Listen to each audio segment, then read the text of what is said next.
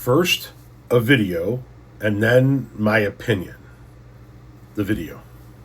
Every time I say Gulf of Mexico in a video, I get these comments. It's Gulf of America now. Update your maps. I get it. I make maps for a living. If anyone should have the right name on their maps, it's me.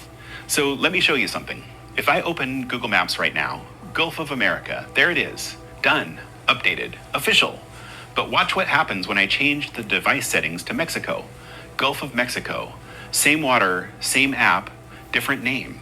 Now, if this feels strange, one body of water, multiple names depending on who's looking, I want you to know that this is one of the oldest patterns in cartography. The English Channel. That's what the English speakers call it. The French call it La Manche, the sleeve. The body of water between England and France has two completely different names, depending on which shore you're standing on. So what do we put on our maps? We're a map company. We have to put a name on that body of water every time we print. We need a system for that, not a political position, but a system. The US government follows its own naming authority, the Geographic Names Information System. Under that system, it's Gulf of America. We don't follow that system.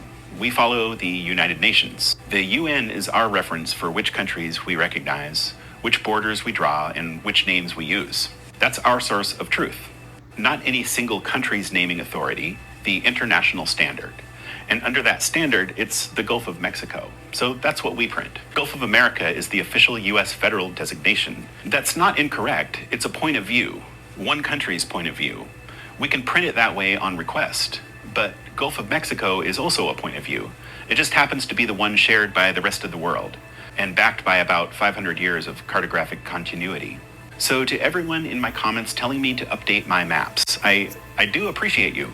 But the name change you're thinking of applies to US federal usage. It's not an international law.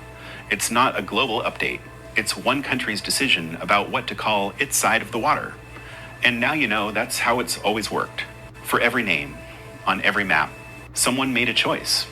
The only difference is now you can see it.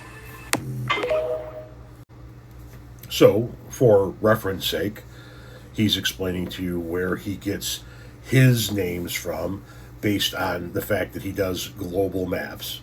He does maps of the whole world, and he doesn't take any one country's position on what a body of water's name should be. Now, my opinion on this subject.